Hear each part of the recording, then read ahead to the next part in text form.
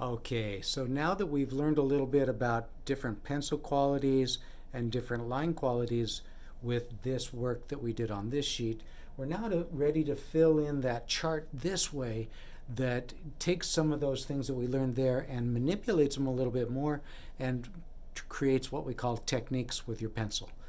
So on that piece of paper, you can see I've already been doing this with another class. On that piece of paper that we sectioned off into 6 equal squares on that 9-inch by 12-inch paper, what we did was we labeled them all, we set up the diagrams, and then we're ready to start applying some of the things that we're going to be using for the rest of the school year.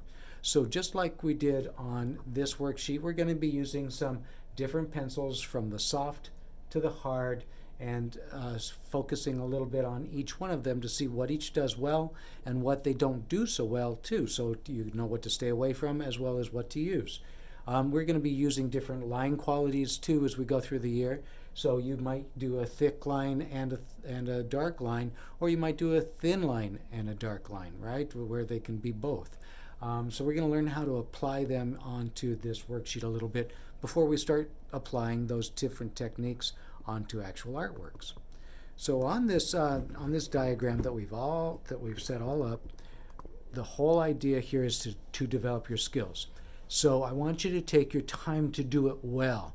Don't rush it. If you rush through this, you're robbing yourself of understanding what to do on artworks that we do throughout the school year, not just our next one right after this, but all year long.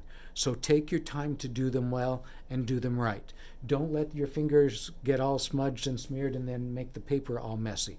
Take your time the first time to do it correctly. I'm going to take you to hatching first. You can see I've already done what's called hatching with the HB pencil. Hatching is where you use lines that go the same direction and you cover some of the paper. The closer together the parallel lines are, the more white paper they cover, and the darker it is. The farther apart those lines are, the more white paper shows and the lighter it looks. Notice that they're really well organized. They're not just randomly scattered. They're not sketchy. What they are controlled lines. I've already done it with the HB. I'm going to show you now how to do it with the 2B. And it's really important that you have your pencil nice and sharp when you're ready. So a pencil point like this. Whoops, let's see if we can get it a little bit more in focus. There we go. A pencil point like this is going to be better for the work that you do than if it has a rounded tip to it. But it's still not quite as sharp as I would normally like it to be. All right? So going to the 2B, remember the label is on this end of the pencil, right? So if you go diagonally and you put the farther spaced lines near the middle, it goes faster. But you could go straight up and down, or you could go side to side, your choice. But you're going to be making at least one change from dark to light or from light to dark, your choice, and they're going to be running the same direction. Okay, we don't cross over like that with hatching because that's called cross hatching. So when I'm doing it, I want to take my time to carefully place them, and I'm going to go from the line that separates one spot from another, and I'm going from it to the other side of the shape. All right, and I'm taking my time to put them in place. I'm not going to go over my label so it'll show up. Notice that I'm leaving more space between each line as I go across, right? But that's not enough. That just looks like a pattern so far. So now to get them to fill in so it looks like a darker piece of paper here than here, we're going to put more lines in between lines. So I'm going to put another line in between those two lines and another one in between those two lines, and I'm trying to make them go parallel and straight. If they get a little wavy, it's not a big deal. Notice I'm laying my wrist on the paper surface.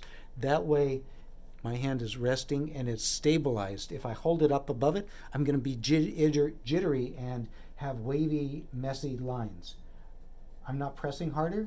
I'm just putting more lines down between lines. So now it's already darker there than it is here, right? But let's make it a gradual transition. So I'm going to put another line a little farther away from the last line and more space between that one.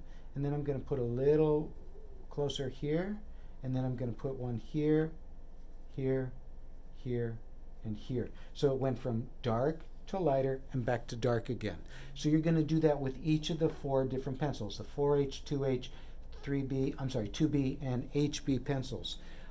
For this one, you're blending. Blending means you're making dark areas too, just like with line, with hatching, but now you're using the side edge of the pencil instead of the tip, and you're going to fill in that area with one nice even darkness without letting it get shiny. And you have to do that in layers. So I'm going to show you how to do it with the 6B. The 6B is already a dark pencil. Now if you don't have a 6B pencil but have a 5B, use the 5B, okay?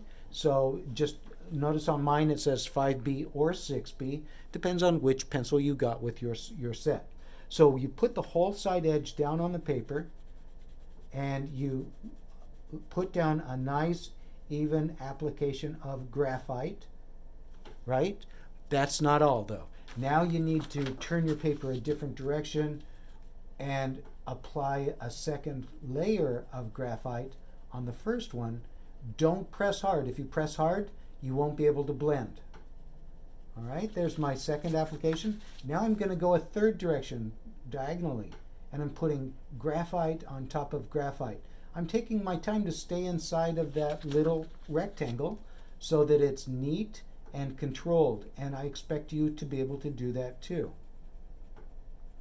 Okay, I'm just going lots of different directions, applying layer upon layer upon layer without pressing hard. If I press hard, it pushes it into the paper instead of leaving it on top of the paper, and then we can't do the next step. It doesn't work. It has to sit right on top. So you get it as dark as you can, and that's a pretty good darkness. It probably could go a little bit darker, but that's okay for now. Yours needs to be at least that dark for that one. Now when you do the 2H, remember it's already a light pencil, so you're not going to be able to get as dark as I did with the 5-6B or the 2-3B, right? You can't get that dark with that pencil. It's just not part of its inherent quality. So you just do that process until you get to the darkness that you can do.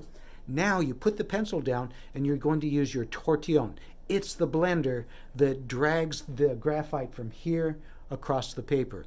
And what we're going to be doing is creating, like you see here, 5 equal steps from the darkest value or darkness to the lightest value, darkness. Okay?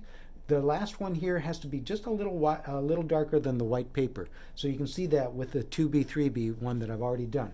So here's the process. You put your whole stick from the point along this angled edge. It goes flat against the paper as much as you can get it.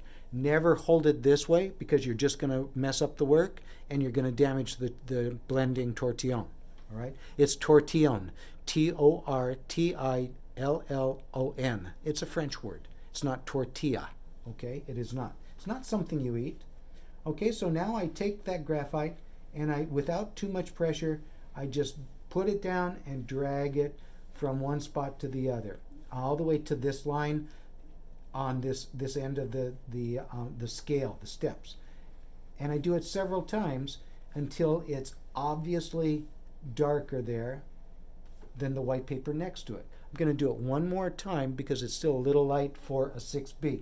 Now, each time you do it, you want to overlap the one you did just before it, the drag that you did just before it, so that they are overlapping and part of each other.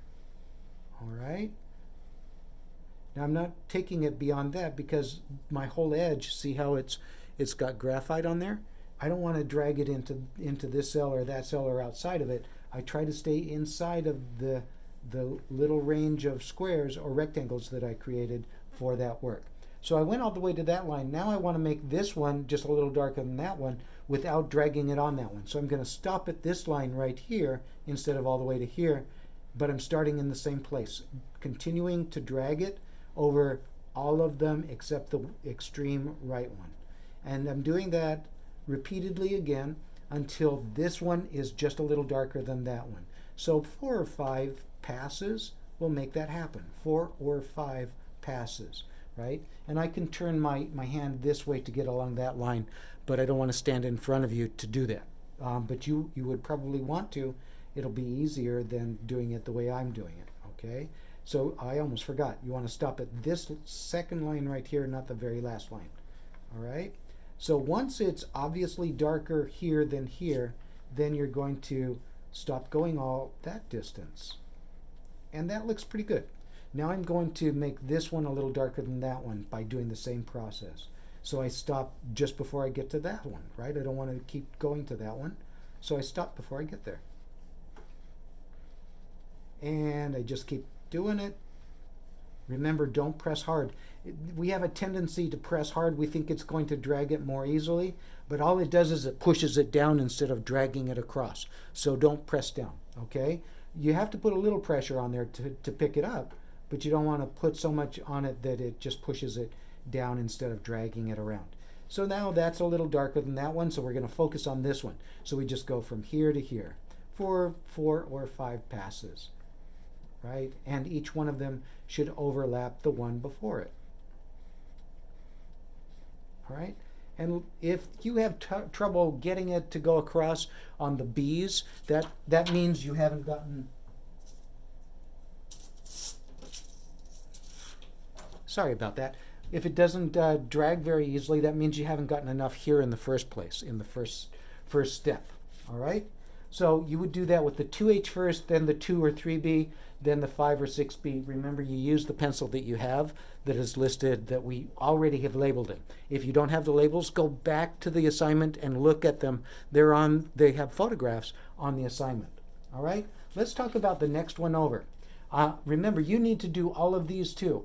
Each one of them there, don't just do one, do all 3 of the different pencils. Do all 4 of those different pencils. You're doing everything. I'm just showing you a part of it so you know how to do all of it for yourself. I need some tape to hold it in place, otherwise I won't be able to do the work. Okay, so our next one here is how to achieve small details and textures. Details are a smaller part of a bigger thing, like the hairs on the back of my hand are a detail. The wrinkles on my knuckles are details. They're part of my fingers and my hand, right? They're the smallest parts of the bigger thing. So we're going to be doing details. Details can also be textures. Like a texture, by the way, is the way something feels or looks like it feels. So because the wrinkles on my knuckles and the hairs on the back of my hand reflect light differently than the lower lying areas, we can see them. And it's because of that we know it's a texture. It's the difference in light and dark. So that's what we're going to do. We're going to use some pencils like we did here. We're going to use some pencils to create details or textures. So you need to have a sharp pencil. For the 2H, you're going to make sure it's nice and sharp. I'm going to show you on the darker ones, but you want to make sure, once again, that you have a really sharp point for all of these. The sharper the pencil point is, the easier it is to do these and to do it well, to make them as small as you can, but still easy to see. So I'm not going to show you the 2H. I've already done the HB, and I'm going to show you how to do the 5B. Let me get it a little closer just so you can see what I'm talking about having done the HB. See those little tiny dots all the way around? Those are the details or textures that I'm talking about. They're really tiny little dots. And you don't make circles to make dots. You just put it down and do a little pressure, and that pressure leaves a mark, okay? So you don't want to make circles, you don't want to make lines, you want to make dots, periods, points. Okay, I'm going to have to move it over a little bit. All right, so we're doing details or textures, and like I said, I've already done the HB, and 2H is too hard for you to see it, but you'll do the 2H, the HB, and the 5B or 6B for the last one. I'm going to use the 6B right here, nice and sharp point. And by the way, you have room around this to do probably about 10 little dots along the long sides and 5 or 6 along the short sides if you made it the right size. So what you do is you put your pencil down and lift it off. And you're doing it almost right next to the outline of the shape, but not quite. Just a little white paper separating them. Don't put them right next to each other. Just put it down and lift it off, right? Now that's easy to do with the 5B, the 6B, even the HB. But when you get to the 2H and then even the 4H, they're so light it's hard to see them. So you might have to push a little bit harder with those. Just be careful not to make them so dark, so deep that you can't erase them if you need to. All right, I'm going a little bit faster just to speed it up. Be careful not to press so hard that you break your point as you're doing it. All right, I'm going too fast and it's looking sloppy. So slow down, LeClaire. And that's what I'm expecting of you too. Recognize when you're not doing so well and stop and take charge. Tell it what you want it to do. Don't let it do what it's going to do by rushing it. All right? So let me take you in. My zoom is as zoomed out as it can be.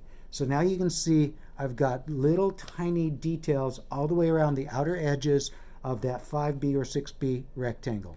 You'll do it with the 2H, the HB, and the softer pencil too. Okay? So you have three shapes that you're doing, three different textures with them, small as you can get, but still seeable. If I can't see them, I'll think you didn't do it. Okay? Let's go to this one where it says erase half lines. So there's a 2H label, an HB label, and a 2B label. I've already done the HB. So you're going to draw a vertical line that goes under the label, almost all the way to the bottom. Notice I've got my name right there. You should put your name right in that same spot too, and your period number. That way, if you haven't already, that way when you send your photo to me, I will know it's your work. Okay? So the 2B is the one I'm going to show you, and with it,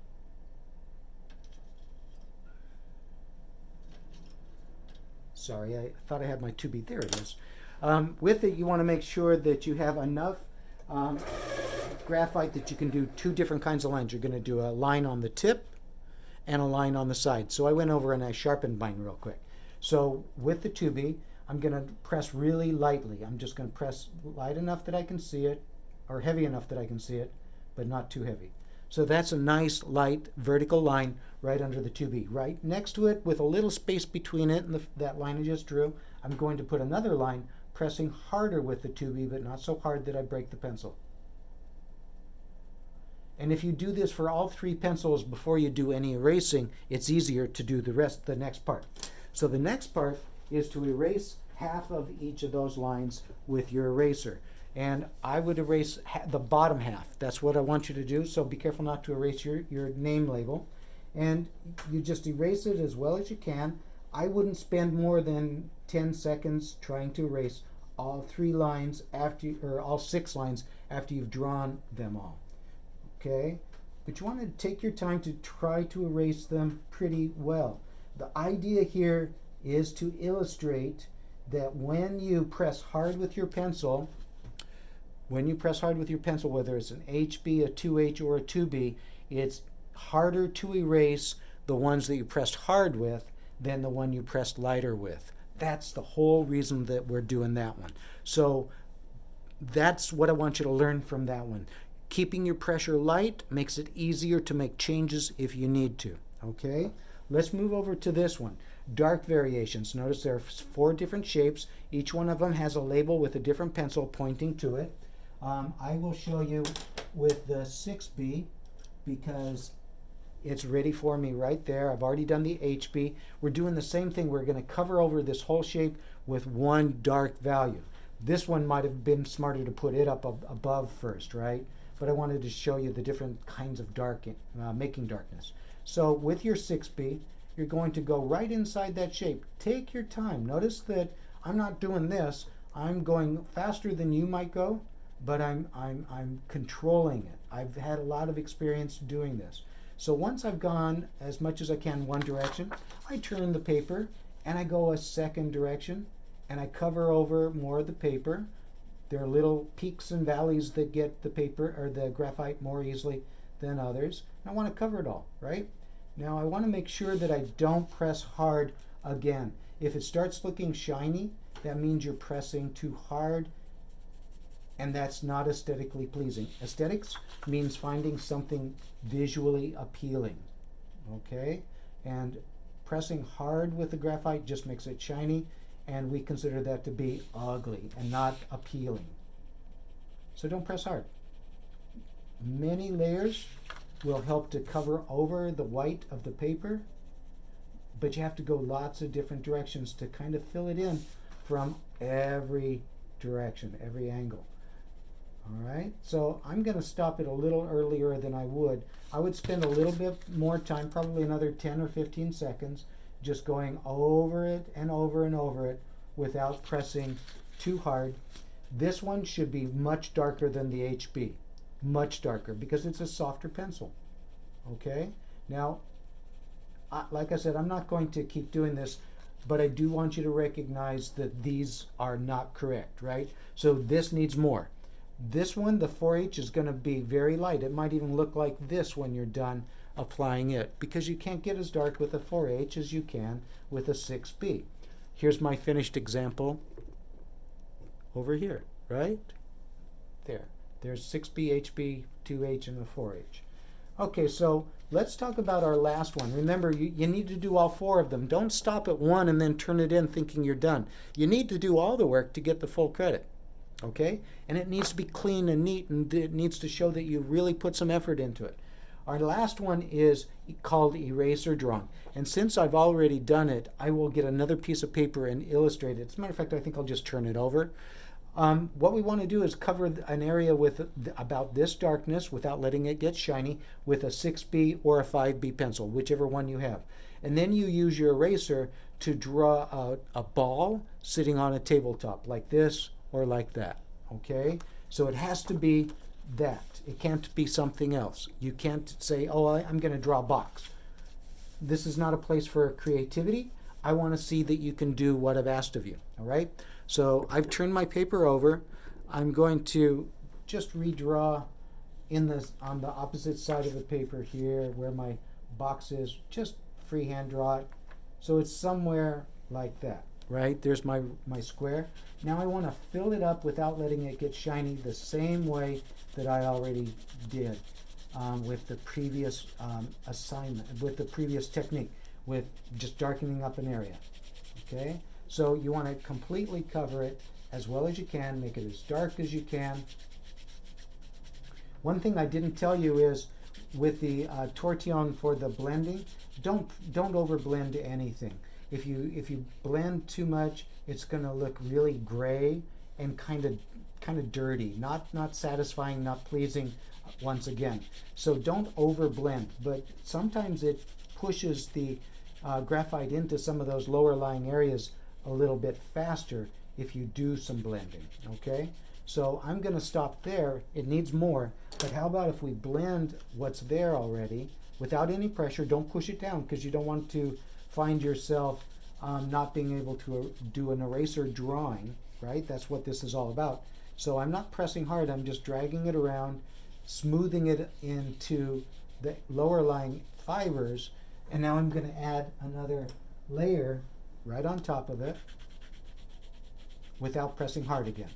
Okay, so that just kind of filled in some of those little lower lying valleys of fiber that my pencil wasn't reaching when it was going over it before. So that's not as dark as I want you to go. I want you to go darker, but once again, I don't want to spend your time demonstrating how to put it down.